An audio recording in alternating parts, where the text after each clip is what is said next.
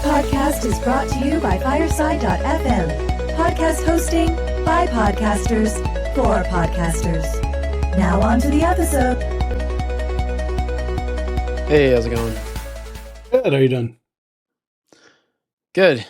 Yeah. I have to say, this AI stuff moves fast. I mean, I already knew it did, but I feel like I'm glad that we focus on, like only a small bit of it, a small subset of it, because I read some of these newsletters and just the thought of having to put a newsletter together every day, let alone every week, with all of the things that have happened, like it's kind of a lot. It is. That's what you got AI for, though, right? Yeah, right. AI to consume more news about AI. Yep. Yeah, I mean, no joke. Like and I feel like I've heard someone talk about this even already, but it's getting to a point where you're going to need AI to just summarize all of the articles that you want, or even podcasts. For sure. And that honestly, that's kind of a good transition to, at least something we want to start with here, which is a podcast that Arvid Kahl had on his Bootstrap Founder podcast last week. The title of it is Understanding AI Liability, the Risks and Responsibilities for Founders. The reason why it's a good transition or segue is that Arvid is working on a podcast. Podscan is the name of it. So yeah. My understanding from listening to his episodes is, basically what it does is it transcribes every single podcast episode that he's ingesting, which I think is supposed to be everything. And it's not exactly what I described, but it's like another form of adding search to all the podcasts, whether it's for AI or for your own purposes. But yeah, the liability stuff is really interesting. He's been building this, I think like over a year, if I remember right.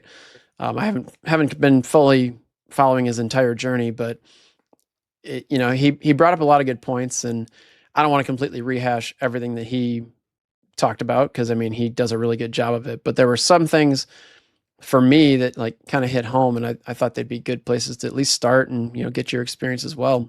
Yeah. And your thoughts. The biggest one for me, I think, was just bringing up the fact that, there's a couple things to this, but just even running your local dev environment and having Claude, which we're both doing, or any LLM running on it, you got to be careful what you allow it to do. Yeah. And I forget where I mentioned it. It might have been our last episode, or might have been somewhere else, but it can get kind of annoying using that Claude command center that I've got, because I have to continually say, yeah, you can do that, or, whatever, no, or no. Most of the time I don't say no. Yep. But it, to Arvid's point, it got me thinking, like, that's actually kind of a good thing, because especially when you're writing the code, for instance, and a good example of why it's a good thing is if you just go to YOLO mode with any of these AIs, and, maybe you are going to remigrate your database, or maybe you're going to start a new branch, and so you're just going to blow away your database. Yep. And that seems innocent, right? Probably your local database, but let's just say you've got your environment variables for production and you didn't specify, and for whatever reason, the AI hallucinates or makes a decision that I'm going to try and hit production. And hopefully you have other safeguards in place that prevent that sort of thing from happening. But if you don't, that's a potential problem. I know that there's been issues with some people. I don't know who. I can't remember the specifics. I'll try and find it and link to it in the show notes. But people have nuked their production databases and environments. I know with Replit AI. had that issue. It was like several months ago, but there was definitely a big article on Replit having that issue at least once. And I mean, that's all it takes. That's kind of ironic, being that they're an AI. Exactly. Yeah. Vibe coding product, Yep. Basically.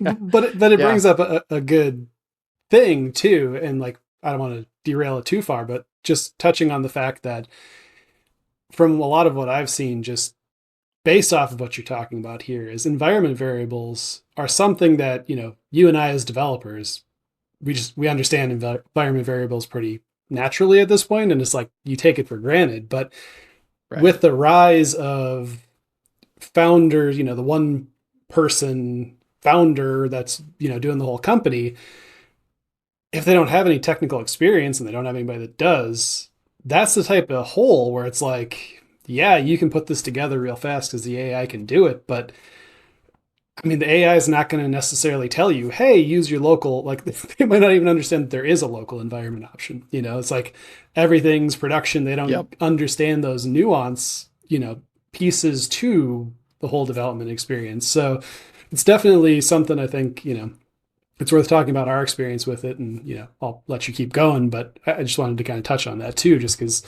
that's a huge blind spot.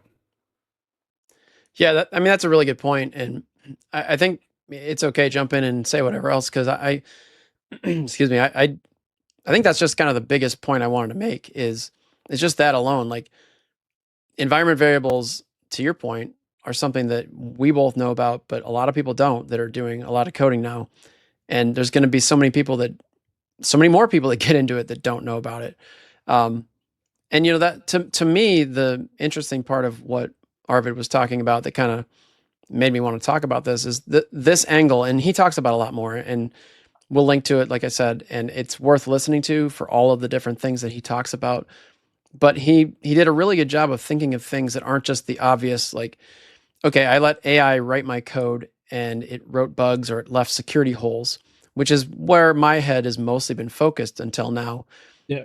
But, running a team of developers, like I've been thinking, like, how do I prevent people from even running YOLO mode or whatever you want to call it, where you aren't checking? And how do I make sure my developers are being responsible, not just me, but it is a good point what you brought up as well, is that it's yet another one that, like, this is a good example, just this one thing of just things that people that are jumping in and using AI don't even think about because they've never had to think about it.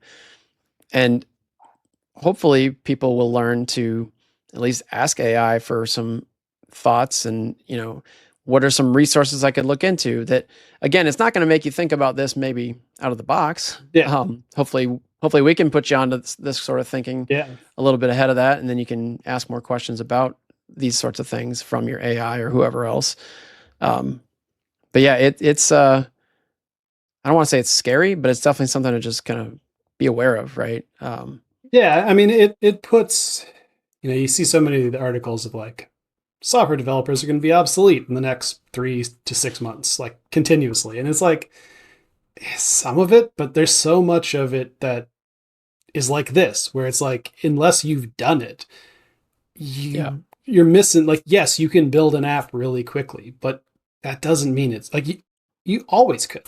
Like I have been prototyping for years and years, and yeah, it was a little bit slower, but I could always build something that showed the functionality really quickly, but it wasn't production ready. It didn't have everything locked down. It didn't have all of the edge cases and just things that you need to understand done to be released. And I think that's just a piece that, and it's really the problem, and we've talked about this before and everybody talks about it a little bit, but most of where you're hearing this from is people that are selling you AI products. So of course they're going to say it's going to solve all your problems because they need to figure out how to pay for the $1 trillion of, energy that they require to even run the things. And so it's really, I think there's always that call out of be careful with all of this because there's a lot of pitfalls. And, bringing up YOLO mode actually, and just like approving things made me think of another thing that I've both experienced and heard a lot about, is that I definitely agree. Like having those checks to be like, I approve is good because it does at least give you those checkpoints of like, run the database migration, run the, like I almost got caught with that the other day where I was doing something simple and all of a sudden it's like, oh, let's do, database reset. And I'm like, you don't need to do that on this. And fortunately, like it didn't just automatically do it, but it brings up the kind of another warning of there can be so many of those checks on like everything that it starts to be noise. It's like with notifications in general, where it's like when you see too many of them, you just start not actually paying attention. You're just like, okay, click, click, click, click, you're good. And you might miss something. So I don't know what the right balance is, but it's something that I definitely think people need to be careful of, is like, don't give it too much control, but don't have too many notifications to make sure you can find a balance of like, what do you really need to pay attention to? Yeah. Yeah, it can definitely be a challenge. I mean, the command center thing that we talked about last episode that I'm still using, by the way. Nice. And one thing that I've noticed with that one, and it comes right, or it goes right hand in hand with this, is that there's certain commands that it will ask permission because it's got to run a script or whatever. And a lot of times, like, I look at it the first time, I'll say yes, but then it'll come back to me like a minute later and it'll look like it's basically asking the same thing. Yeah. The only difference is it wants to run that script, but it's like all the parameters of whatever it is are different. So it's treating it as a completely new thing. Yeah. And so that's the thing to me that's a little more annoying than the fact that I don't mind having to say yes from time to time. I think it's a good thing. Where I find it annoying, and I don't know, I haven't looked into this. Maybe there's a middle ground where I can just say, this kind of thing, don't worry about the parameters, just like always say yes to this if it's this specific script, right? Because I already know what's in that script. And maybe you've got something to add about that. I was just going to say, know the fix for me. I don't know if specifically. I just know that Claude Code recently, and we've talked about this a little bit too, like Claude Code's changed so much so quickly that it's like, in certain ways, I almost think it's gotten worse because there's just so much that they keep tweaking. And like, I think it'll get better. So it's not like they've ruined it by any means, but that's one of the things that I noticed is that earlier iterations of Claude Code had the ability to say, you can run like ls whatever. So it's just listing directories. So who cares? That's not a dangerous thing. So it lets you essentially just say, yes, you can run ls anytime. So it didn't interfere where it had to like check the parameters every single time. And so there might be a way in your Claude config, because I know that like they actually track every time you allow things to generalize that. So that's something we could look into and report back on is like, can you do like a wildcard in there to say, allow ls star or whatever. But it's definitely something I've noticed as well, where it's like, it gets really annoying when there's so much noise about things that are not in any way destructive. They're like literally tools for the AI to understand your code base, not tools to do anything to anything. So it's like, how can you fine tune that to be better? So it's like the noise is, I'm going to delete something. And I think that's like the big red flag is like, you should never be able to just be like, go delete things. Like that seems like, and again, I think this is a place where we should do some research and some, have an opinion on how can we configure this? Like, how could we actually put that in place? So I think that's a takeaway that we should have is, let's talk about that and think about that. Yeah, I agree. I like that. Cause I mean, it's something that I would like to solve anyways. Yeah. I don't have a good answer, but this, again, this security stuff or just the liability stuff just made me think about it some more. Like, basically a week ago before I listened to this episode, I was just like, this is really annoying. I wish I could put it in YOLO mode. And I've heard of people that have done it, and at least the people I've heard about that do it, they basically put it in like a sandbox where it can't do too much damage. Now, they weren't talking about what we talked about at the top about your local environment variables, or sorry, your production environment variables potentially being in that sandbox and still being able to reach out and do damage. So, I mean, I think that is one takeaway is if you want to go the extra mile, and I know people are buying Mac Minis to run OpenClaw for the same reason, you essentially sandbox it and put it on a different machine, or I've heard of people putting it on like a different desktop on your Mac so that that desktop doesn't have admin rights. It can only do so many things, but then you can essentially put it in YOLO mode there and let it run. Again, I think there's more to consider than just what part of your computer is it going to hit? It could still be doing other things. And so that's something that I think we need to keep in mind and think about going forward.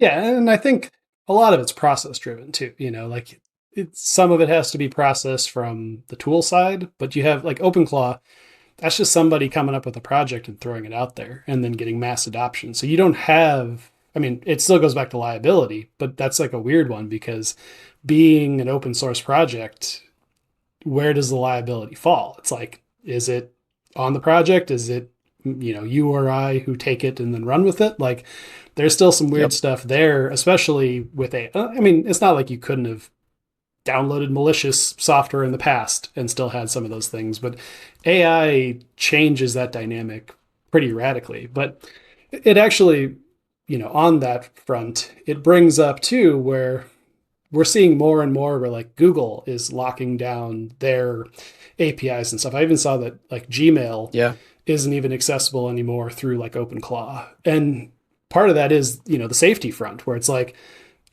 it's kind of being talked about as like, Google, Anthropic, they don't want to be essentially caught out with an issue where it's like somebody nukes their entire Gmail inbox with some of these tools.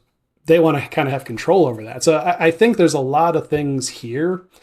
And, I think it's true with a lot of AI where it's like all this stuff's still being formed. We're still early on. So it's like, how is this going to shake out at like a, more global level, but also what are the frameworks that people can put in place that's just like security best practices? Because when you think about it, like throughout software history, there's always security best practices, So like, I don't think we're there yet with AI, but it's like definitely something that I think we need to get to. And I think, again, it's like, what are the global recommendations within like at an organizational level? Like, what does that look like? Even down to, you or I sitting there on the weekend working on something, like, what are the things you just need to keep in mind as like just basic hygiene more than anything? And I think we're kind of in the Wild West right now. And I think the more we think about it, today, it'll help shape this in a way that's going to be far less destructive. Yeah, that's a good way to put it. While we've been talking here, it also just got me thinking about other things that have happened completely without AI in the past, that this is making me think like, what is so for instance, what I'm thinking about is how when GitHub became bigger, I guess, or I don't know exactly when it happened, but in the last 10 years or whatever, people would accidentally put their AWS keys in their public GitHub. And then of course people have bots, and of course now AI could easily find this stuff. Oh, for sure. And this is a whole nother vector that like, we haven't talked about yet with vibe coding, that someone could accidentally be doing that because their AI is not thinking about it. They don't know about private repos, whatever. But to continue the thought anyways, not get derailed, it's got me thinking, well, what is the thing where AI can essentially run up a huge bill for you? And I guess that's the part I didn't finish there, is that people would get those keys and then they run up huge, like $10,000 bills on people, and then they'd be on the hook for it essentially. And I don't even remember how they all ended, but yeah, my point being, like, we should be thinking about that same type of thing. Like maybe it's not your AI, but maybe it's somebody else's AI that is hitting your service. Or, and Arvid talks about that a little bit too, with just like rate limiting on your APIs if you've got them and stuff like that. But that's not even the only thing I'm thinking about. It's just like, what are the ways that any AI, like an OpenClaw or something, it may, I don't have a good example, but that's where my head was kind of going. Like, what is the vector that an AI could essentially ring up a huge bill for you in some way? I'm not even talking tokens or like, API calls to Claude or OpenAI or whatever, but just like, I think that's something that I don't have a great answer for. Maybe you got some thoughts on that. Yeah, I mean, that's a tough one because, and this actually goes to something we were talking about a little bit before this, is like, I've seen Cloudflare now pushing for, like, they have a sandbox agent worker type deal where it's like, instead of calling tools, it's have agents write code that then reaches out to grab APIs directly versus through MCPs. And I think it sounds cool, and it sounds like it's like a huge token savings because they can be far more efficient with what they actually come back with and feed back to your AI bot and all that type of stuff. But it also then makes you wonder, like, is that another vector where it's like, hey, give an AI unfettered access to write code, and what's it going to do? It's like, I mean, definitely rate limiting is a huge thing. I think it's also making sure all of your API routes are actually locked down, because that's another big thing, is like, and this is an interesting thing that's been around, kind of like you're talking about, is if you've got like a client-side app, very frequently you expose your API routes anyway, just by making network requests in the app, which if somebody gets a hold of that, they can relatively easily, get at least access to start hitting it, which then kind of exposes it. And so it's like, where do people need to understand like server-side rendering versus client-side rendering? How do you do that? Like I know Next.js and React 19 and even 18 like started pushing into React server components, which I think will help that once people truly adopt it fully. There's like a lot of legacy code, which is a problem. And like Rails is pretty good about that as well. I mean, there's still going to be some network traffic from the client side, but it's really been interesting to see from the Next side of things, because that's where I work in quite a bit up until recently. And I think skills will help this too, but all the documentation that the LLMs had natively was like pre-server components. So it would always try to do it in a way where it's like everything's on the client side, it's calling client side. I've noticed within the last couple months, it started to shift. So it is actually like server fetching data instead, which is a huge thing for trying to actually, I mean, there's a lot of performance benefits, but it also is the security aspect of, if you're not exposing those APIs, I mean, sure, people can still sniff them out, but it makes it a lot harder to find those vectors of like, here's where we can try to get access into, here's what we can try to hack. If they get a JWT, they can start hacking into it from that perspective. So there's a lot of, again, nuance that if you're not a developer, if you're not like most vibe coders probably don't even understand that there is a server-side rendering versus a client-side rendering, which changes the dynamic significantly. And it's like, sure, LLMs should keep up and do a better job of it, but it still is hit or miss. Like, even playing with Windsurf, I see, depending on the model I choose, I mean, this makes perfect sense, but it's like the dumber the model, the worse result you're going to get, which, that seems very straightforward. But in a world where you're paying for tokens, of course, some people are going to be like, oh, I'll just choose the cheap model and run it. Yep. And that's another piece too that people just don't understand, like the vast difference between, Claude Opus and, ChatGPT or GPT-5 Mini or Nano or whatever. And so if you don't have that understanding of like what can actually write good code, how can I pull my documentation in, all that type of stuff, you're just hoping that this is doing all the security stuff for you and thinking about all the things that you don't even know about. It's like, what is it Dunning-Kruger or whatever it is, where it's like, you essentially have to be smart enough to know what you don't know, to know what you don't know, or know that you don't know it. And so it's like this conundrum of like, it makes it easier, but it also makes it really easy to kind of screw yourself if you don't learn in a safe way. Right. Yep. Yeah. I mean, and there's so many more things we could cover about this, and we're not going to cover every single bit of it. But what would be your advice to someone who is vibe coding, who has never done professional development or even any development without an AI in the mix? Like, what are your thoughts on what people can do? What are some takeaways we could give people so that, again, we're not going to be able to list everything right now. I mean, Arvid had a ton of things and he doesn't even cover everything, but it feels like there's probably a couple things that we could give people to do, and that's a good starting point. And then they could learn from there, maybe. I mean, honestly, probably where I would start is like, if you're a vibe coder or somebody who's never programmed before, which is totally cool, like experiment, like dive in, that's awesome. But you've got AI sitting right there. Just ask it to fill you in on what you need to know. Before you start generating stuff, just be like, what are the gotchas of being a programmer? Like, what do I need to be aware of from a security perspective, from just like a, basic code hygiene perspective? Not that you need to like learn all of it, but it could even be as easy as like, have the AI like go to Claude, go to ChatGPT and say like, generate a checklist of all the things I need to think about when I'm building, a website, an app, whatever it is. And that kind of gives you the blueprint for just things that you need to be aware. Like that's not going to be all of it either. I think it's really like just be open to learning, not feeling like the AI is going to solve all your problems for you, because it's not. It's going to cause more problems sometimes than it's going to fix for you. But start there, because if you're already, vibe coding, you're already into AI. So use it as a resource that's going to help you at least point you in the right direction. How about you? Yeah. No, that's totally good advice. And I think that's a great place to start.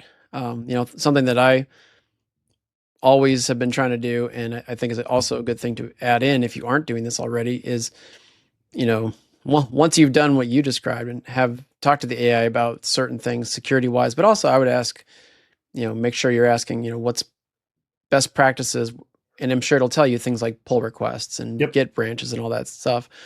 And that would open up to my suggestion, which would be, don't just push directly to production. Don't just,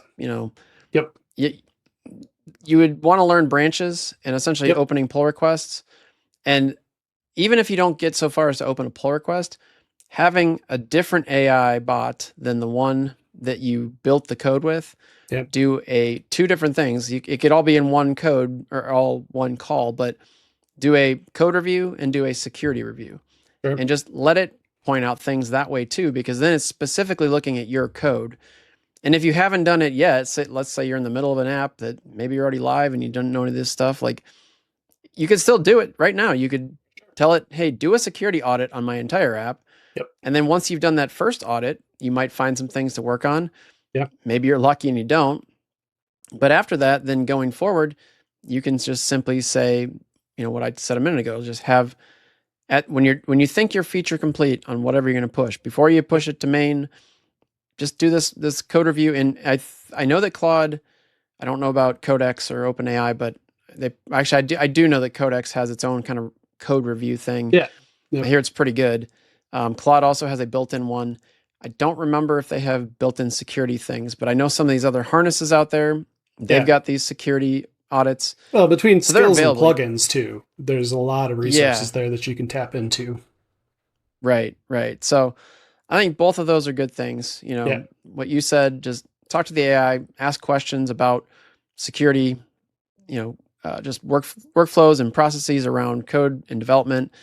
And then, make sure you're doing code reviews, even if it's just an AI, a separate AI. Don't make it the same one that you wrote the code with, just so that it doesn't have all that context. But and to that point too, I found it pretty interesting to actually have, like, I'll have Claude Code do one pass, and then I'll actually have Codex go in and check the work. And I find that they'll catch things that the other one doesn't. And I'm not saying you have to go pay for, all of the different code tools, but it's not that difficult. You could probably get away with it on the free version, though, if you're doing it that way. Like, the reviewer could be the free version of Codex or whatever, and you pay for Claude Code or vice versa. For sure. And there's a lot of ways that you could slice that, but it is,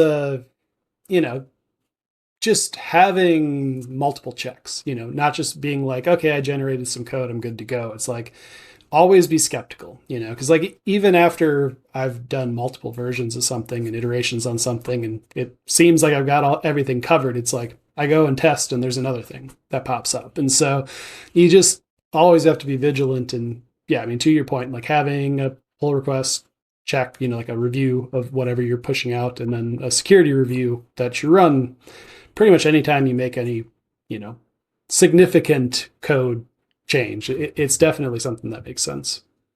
Yeah. Cool. All right. Well, I think that's probably a good place to wrap up for this topic and everything. One thing that I just thought I'd bring up is, we are working on having a newsletter. I think we're hopefully going to have the first one come out before this episode airs, but we haven't announced it yet. So I just thought we could add this here. Is there anything else you want to call out before we jump off? No, I think we kind of covered everything for this week.